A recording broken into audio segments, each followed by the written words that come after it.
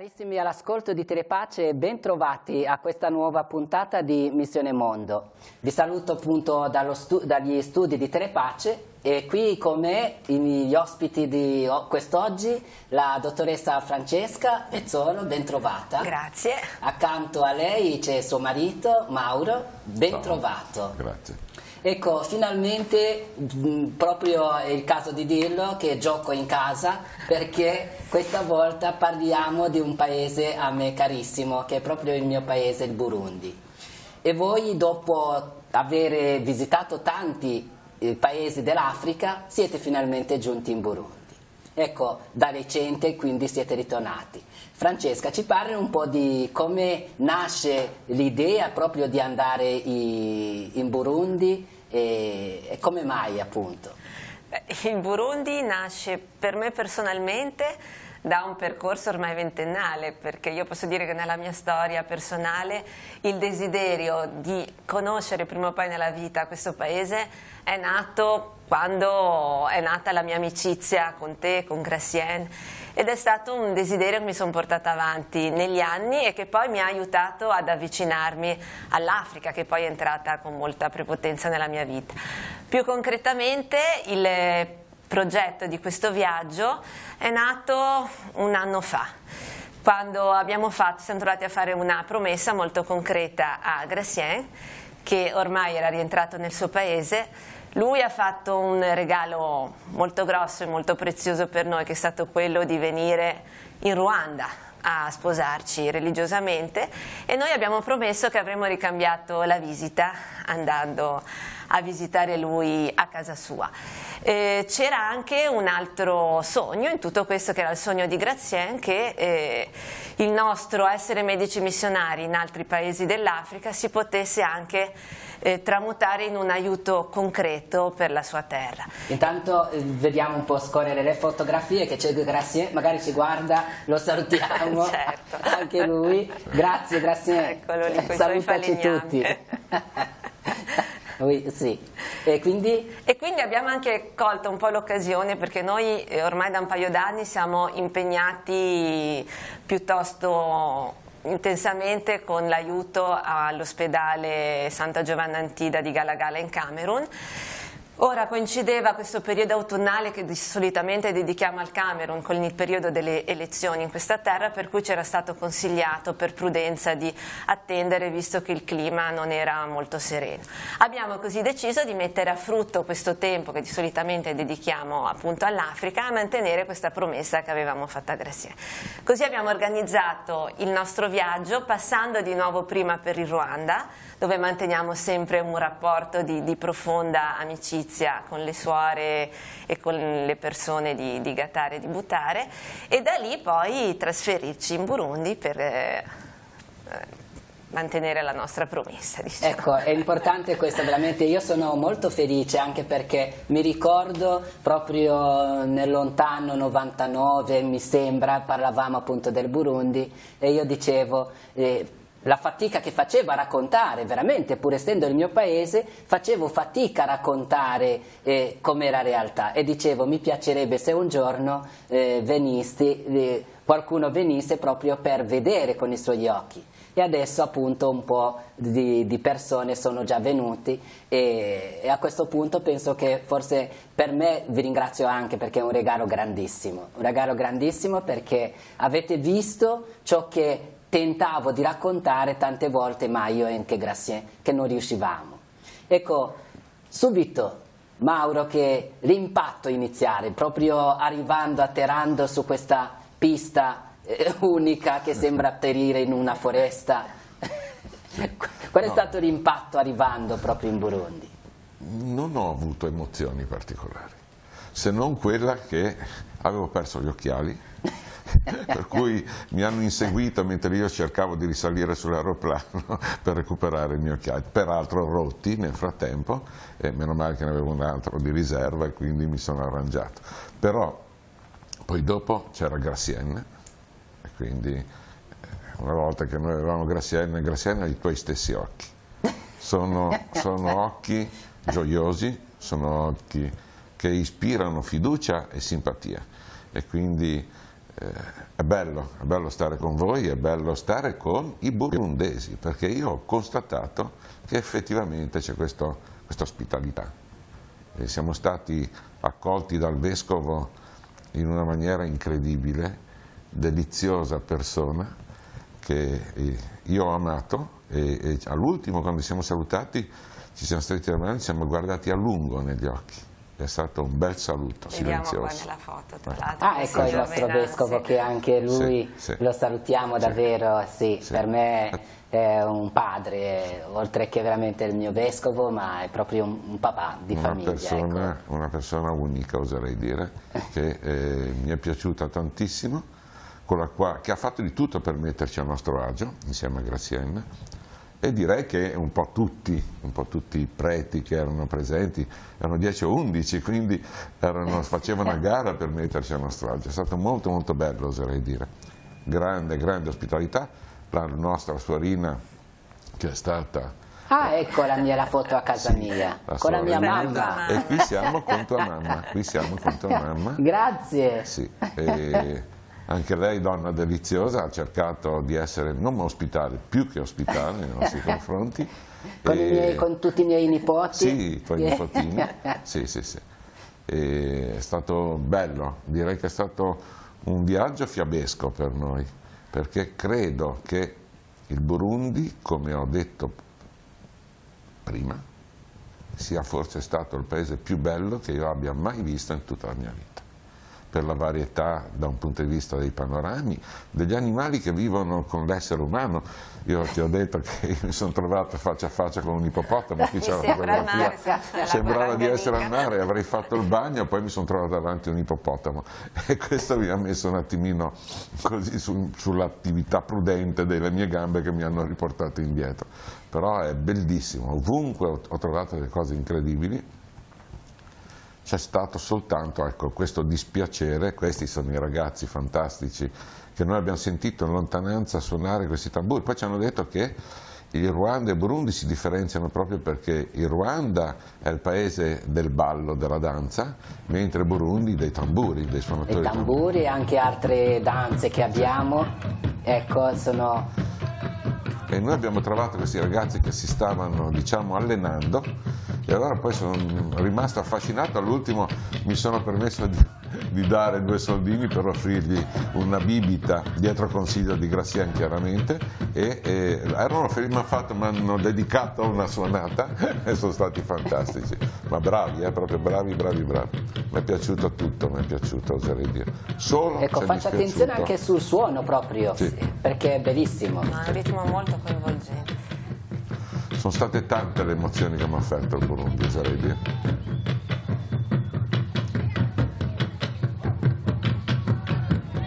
C'era bandiera, il tamburo è un elemento da noi molto caratteristico, era il simbolo proprio della legalità all'epoca che c'era il re e tutto, e quindi è molto importante, veramente significativo. Ecco, torniamo un pochino indietro, Francesca, appunto abbiamo già visto alcuni elementi e si può anche intuire un pochettino che avete girato il Burundi, però inizialmente eravate partiti anche per un progetto che purtroppo forse non siete riusciti a realizzare, ma avevate un sogno, un desiderio, un progetto. Certo, era proprio quel sogno nato con Graziella di poter essere utili come medici per la popolazione del Burundi, insomma della zona perlomeno di Bururi e di Makamba, che è la parte sud del Burundi.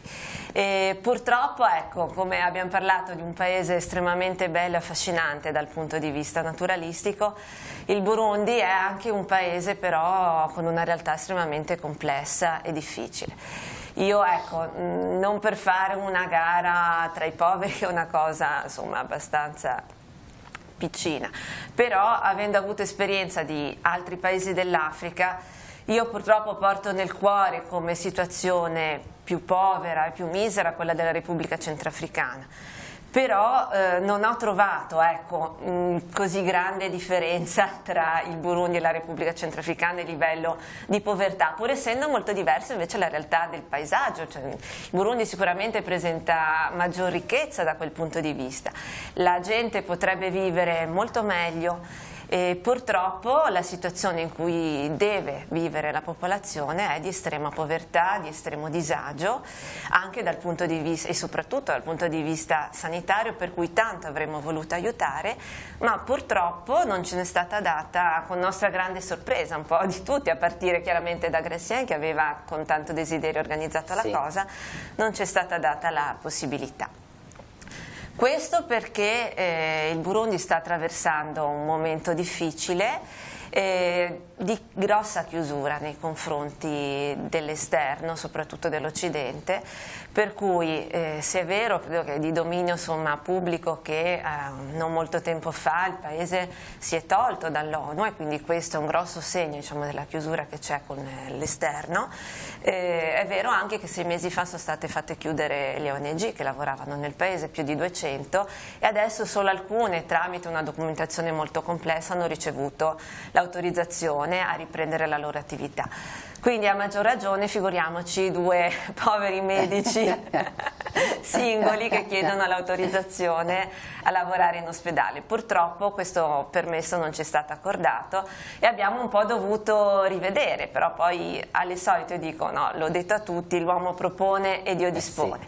Forse davvero il disegno in questo momento era un altro, perché chiaramente non abbiamo potuto dare una mano, sicuramente ne abbiamo ricevuto una invece grande dal popolo burundese, perché ci è stata data la possibilità che forse non avremmo avuto di conoscere più a fondo invece la cultura, la realtà, i problemi di questo paese. Gratien comunque si è preso molta cura di noi, ha cercato proprio di farci entrare il più possibile nell'anima di questo paese, quindi mi ho detto forse non era il momento adesso giusto per fare questo. Sicuramente ci siamo avvicinati a questo paese e abbiamo avuto occasione di conoscerlo. Io penso bene. che appunto in futuro sarà ancora, veramente non possiamo non sperare, in futuro sarà ancora la possibilità forse di andare sapendo anche dove si va.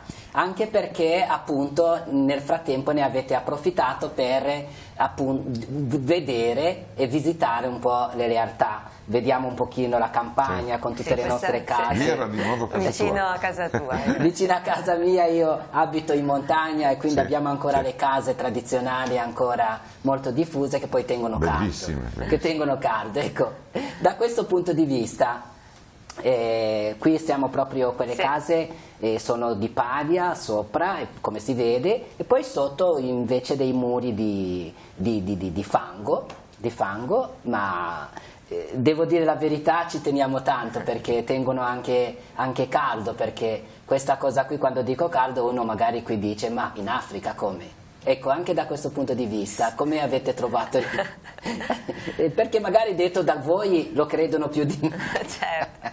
Beh, noi diciamo che veniamo già da una lunga esperienza in Ruanda, che è stato il primo paese dove io ho fatto esperienza e che sicuramente aveva lasciato stupita, diciamo, il mio andare in Africa e poi quello di Mauro quando è venuto, perché chiaramente l'Africa è sempre immaginata da noi come un paese molto caldo. Qui siamo in alta quota, quindi in Ruanda eravamo a quasi 2500 metri, quindi anche se siamo in Africa fa freddo, e qui in Burundi, soprattutto la tua zona, penso sia 2002, siamo più o meno a quei livelli, e quindi Bururi ugualmente, dove siamo stati da Gratien un po' più in basso, ma siamo sempre sui 1700, siamo in alta quota, quindi non viene la neve, però il clima è piuttosto fresco. Ecco, parlava degli animali e vediamo un po' tutto lì, perché poi c'è una grande diversità, appunto c'è la montagna, le nostre parti un po' più alto, e poi c'è invece lungo il lago Tanganyika che li fa un pochino caldo, quindi vediamo appunto dal lago Tanganyika, che poi è molto grande, non è un laghetto, in Africa, sì. è veramente molto grande. Ecco, quindi vedevamo un po' questa cosa qui della danza. Mauro, che appunto cosa voleva dire per te proprio anche questo aspetto della manifestazione della danza? Io ho visto scorrere mentre parlavate alcune foto che noi abbiamo fatto e mi piacerebbe poter fare delle piccole parentesi, se non ti dispiace. Sì, no, ma siamo qui veramente anche per questo. Una piccola parentesi si riferisce a una cosa che mi ha toccato molto. E ci sono dei ragazzi che spingono delle biciclette cariche all'inverosimile, e ne abbiamo visto una foto. Questi ragazzi vanno su strade incredibili, Qui magari, ora non so se sono pieni o vuote, ma sì, le portano appunto vuote, certo, poi tornano piene. Di olio di palma. Sono viaggi che durano 3-4 giorni per un compenso, mi hanno detto, che varia sui 10 euro circa, e mi dicevano che molti di questi ragazzi vengono trovati morti per la strada. Eh sì, perché è lungo il viaggio. Perché si sfiancano, perché loro vanno avanti sotto la pioggia, in qualsiasi condizione, si addormentano quando sono sfiniti accanto alla loro bicicletta, mangiano quello che possono e vivono in questo modo, e questo mi ha toccato veramente tanto il cuore. Sì. E così come ho visto altre cose che mi hanno toccato, che sono quasi tutte le persone, addirittura un ombrello, una zappa, la mettono in testa, una banana, la mettono in testa, lasciano sempre le mani libere, perché nessuno pensa che, in realtà tutti pensano al fatto della regalità dell'atteggiamento, perché da noi le modelle mettono gli oggetti in testa per imparare a stare dritte e avere questo, e laggiù sono tutti così. Ecco, vediamo una signora, sì, con il bambino e con la cosa sulla testa. In questo modo loro hanno le mani libere, quindi le mani per potersi difendere, le mani per poter agire, quindi noi non abbiamo questo atteggiamento difensivo normalmente e usiamo le mani. Laggiù addirittura per una banana usano la testa. Sì, sì. È fantastico. Ecco, io dico, se uno si ferma ad osservare, effettivamente impara tanto. Però ecco, una cosa che tu hai detto prima, laggiù io ho visto tante persone sorridere. Io ho visto tante persone, nonostante questa povertà quasi assurda ed assoluta, essere apparentemente quasi felici. Eppure i bambini non hanno scarpe, hanno delle suole sotto i piedi, perché è impossibile che riescano a camminare come camminano. È fantastico quello che ho visto laggiù, però sorridono. E da noi non sempre vedo sorridere le persone per la strada e non vedo lo stesso atteggiamento felice o sereno. E quindi vuol dire che forse bisognerebbe trovare un giusto equilibrio nella nostra vita tra l'avere e il non avere, tra il possedere e il non possedere. Quindi sarebbero viaggi che potrebbero far bene a tante persone. No, io ti ringrazio tanto anche per questa grande capacità anche di cogliere quello che chiamavi parentesi. In realtà sono forse le cose più importanti, perché poi la vita scorre attraverso queste dinamiche piccole ma importante. Importante notare appunto come questa donna che porta una cesta sulla testa col bambino, a volte anche due, uno in braccio, un altro sulla schiena, e poi riesce anche a fare altre cose. C'è questa grandissima capacità che, a dire la verità, uno ti dice: ma com'è possibile? Com'è possibile avere tutte queste? Perché poi tutto chiede comunque l'attenzione. Ciò che è sulla testa, sulla schiena, è tutto. Ecco, tutte queste grandissime parentesi che dicevi, ma che sono ricche di insegnamento e di tanto. È bellissimo vedere anche che gli animali vivono insieme alla gente. Mi dicevano che lì, per esempio, a Bururi c'erano i gorilla che scendevano addirittura ogni tanto dalla foresta, spaventando le persone, ma vivono lì, accanto. Io ho fatto una fotografia che è stata, visto, esposta, a una scimmietta, perché lungo la strada ho detto: oh, ci sono le scimmie. Allora mi sono fermato a fotografarle e ce n'era una che non stava mai ferma, allora ho detto: ti fermi un attimo. Questa mi ha fatto una linguaccia e io l'ho fotografata in quell'istante, è stata fantastica. Per cosa vediamo? No, questo mi fa ridere, perché in seminario la parte a Bujumbura di filosofia ogni tanto le scimmie arrivavano anche in camera dove stavamo studiando. Fantastico. Eravamo proprio in bella sintonia. No, questa è importantissima perché veramente ti rendi conto anche come gli animali a volte non sono neanche così pericolosi come si suole dire. Con te, è bellissimo veramente... questo, è un paese fantastico. Bene, allora, tantissime realtà davvero, ma dal punto di vista della salute, degli ospedali, anche lì, Francesca, avete visitato qualche centro, seppure purtroppo non siete riusciti a... Ecco, cosa avete visitato? Siamo riusciti a visitare la maternità di Macamba. Macamba è un capoluogo di provincia ed è la città natale di Gratien, per cui ci teneva molto, ed era il luogo dove avrebbe voluto che andassimo a lavorare. Si tratta di una struttura della diocesi, accanto esiste un ospedale dello Stato, in realtà il progetto sarebbe stato quello che lavorassimo in parte in ospedale, in parte alla maternità di Macamba, e la maternità ha praticamente assorbito tutto quello che era il lavoro materno-infantile dell'ospedale, perché ci è stato detto la gente si trova meglio accolta, meglio assistita. Quindi noi finalmente siamo riusciti almeno a visitare questo posto. Una cosa, ecco, che ci ha stupito dall'inizio, ci è stato detto che questo posto fa 500 parti e oltre in un mese. Ora, per dare un'idea della misura, posso dire che il nostro ospedale di Lavagna ne fa circa 800 in un anno. Quindi, e direi lì, quanti? 500 e oltre in un mese. E quindi già questo dato ci aveva abbastanza scioccato.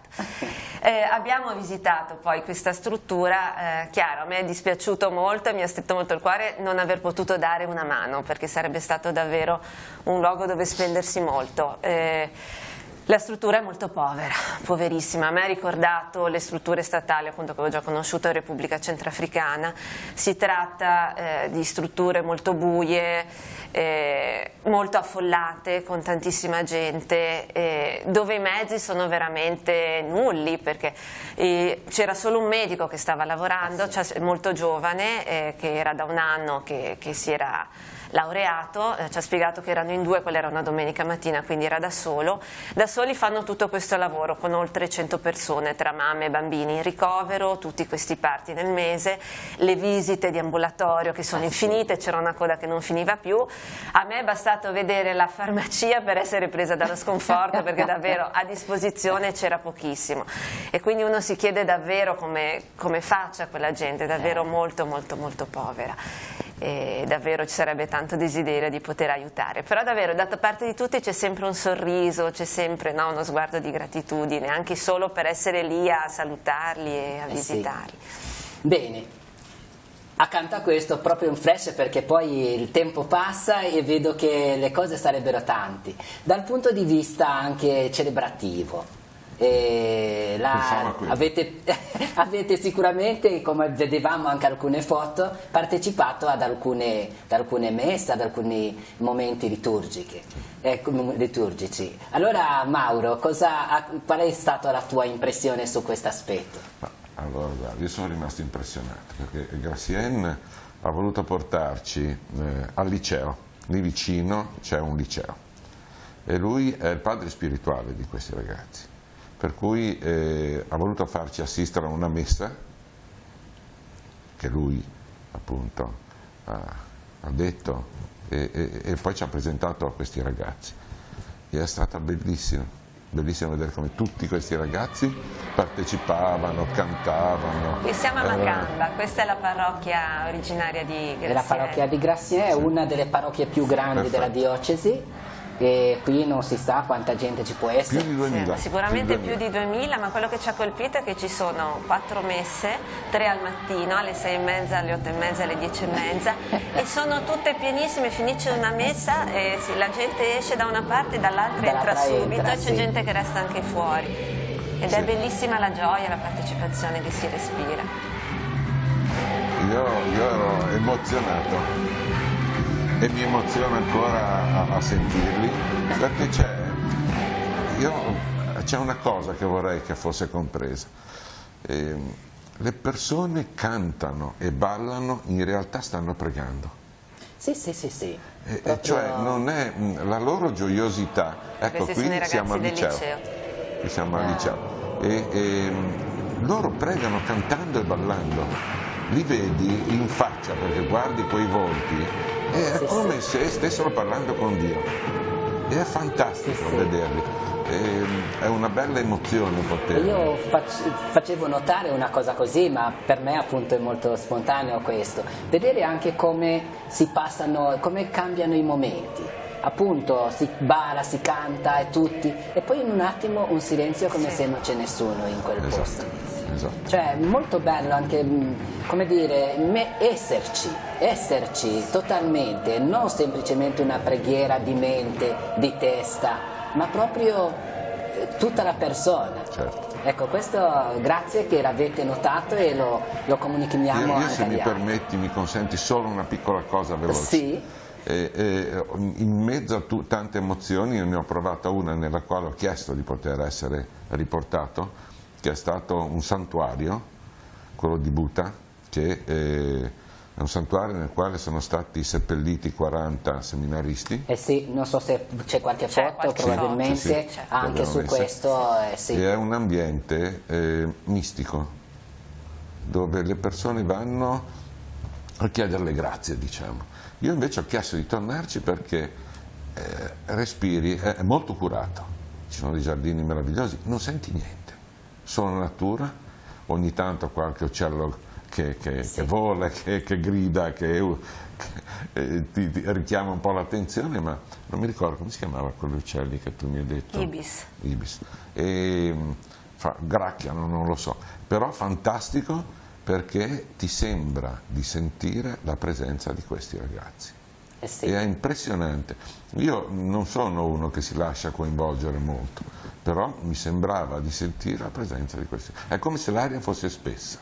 No, ma è importante ricordare appunto, sono 40 seminaristi che sono stati ammazzati nel 97 durante il lungo periodo di conflittualità, che purtroppo c'è ancora un po' i segni, purtroppo ancora in Burundi, e questi seminaristi c'è già un processo proprio di beatificazione, perché sono riconosciuti come martiri della fraternità.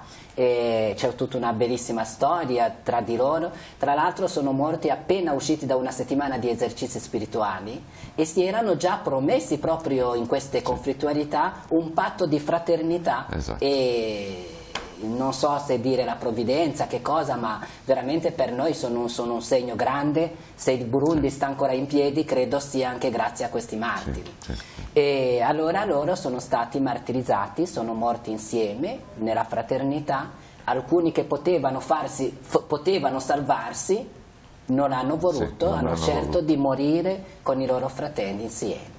E questa preghiamo davvero per loro, perché anzi sono loro che pregano tanto per noi, per il Burundi, e immagino che non poteva non colpirti veramente. Sì. È stata una grande Bene, emozione. io guardando un pochino il tempo sta veramente passando, non sapendo da che parte e come concludere, lascio la parola a voi e poi magari ci rivediamo anche per continuare anche su questo discorso. Però intanto, per chiudere questa nostra prima parte, questa nostra puntata, lascio la parola a voi, Francesca. Io vorrei concludere con un piccolo episodio che mi ha toccato il cuore, di una semplicità grande, ma di un grande e profondo significato, che dice molto di quello che è lo spirito dei burundesi.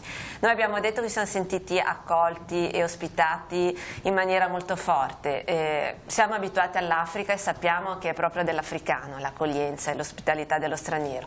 In Burundi l'abbiamo vissuta in maniera ancora più forte. A me ha molto commosso un giorno, eravamo a fare una semplice passeggiata insieme a una suora che si stava occupando di farci conoscere un po' i dintorni di Bururi. È venuta verso di noi una persona molto anziana, un uomo col suo bastone che andava, si è fermato a parlare con Suor Consolata, e quello che voleva dirle era il suo grazie, perché si stava prendendo cura dei loro ospiti bianchi, e a me questo ha toccato veramente il cuore. Grazie. Mauro, scusa davvero, torno un pochino indietro, perché tra le tante cose che avete vissuto avete potuto anche partecipare anche ad un momento diciamo di lutto, di funerale della mamma del nostro confratello Bonaventura. Io veramente ho partecipato a quello che era un lutto, e devo dire che anche in questo il Burundi mi ha colpito. Rende partecipi le persone anche a un lutto, cioè intendo dire, non c'era indifferenza, non c'era partecipazione finta, ma c'era partecipazione vera. E è una cerimonia che io mi sono portato nel cuore, così come tutto. Devo dire, io lo capirai, sono rimasto entusiasta del Burundi, così come lo ero del Ruanda, però mi ha colpito di più sicuramente il Burundi, mi ha dato più emozione. Vorrei Bene, aggiungere una sì. cosa sola, abbiamo parlato di partecipazione sincera a questo evento di lutto, vorrei aggiungere sincera e serena, perché forse la cosa che ci ha toccato di più è stata la serenità che comunque Anche il abbiamo modo di vissuto affrontare- in questo momento di passaggio, tutta una comunità che si stringe attorno alla famiglia, ma tutto sommato un'accettazione serena di quelli che sono dei passaggi Che era la mamma dolorosi di ma Don Bone. naturali della vita. La mamma di Don Bone. Io vi ringrazio veramente come sempre tantissimo, ma oggi in maniera del tutto particolare, anche perché avete reso partecipe appunto a tutte tante persone che vogliono bene a noi burundesi, al Burundi, e così hanno potuto anche in qualche modo sentire dai vostri occhi, dalle vostre parole, dal vostro cuore. Ecco, in qualche modo spero che stiano entrate anche loro in contatto con questa terra, con questa realtà. Quindi grazie e Grazie a te. vi aspetto per un'altra opportunità, che siete sempre disponibili. Davvero grazie per questo dono che fate a tutta la comunità, a tutta la diocesi di Chiavari e a Auguri a chiunque tutti. ci sta seguendo. E tutti voi che ci seguite, per oggi Missione Mondo termina qui, ci ritroviamo per la prossima puntata. Arrivederci.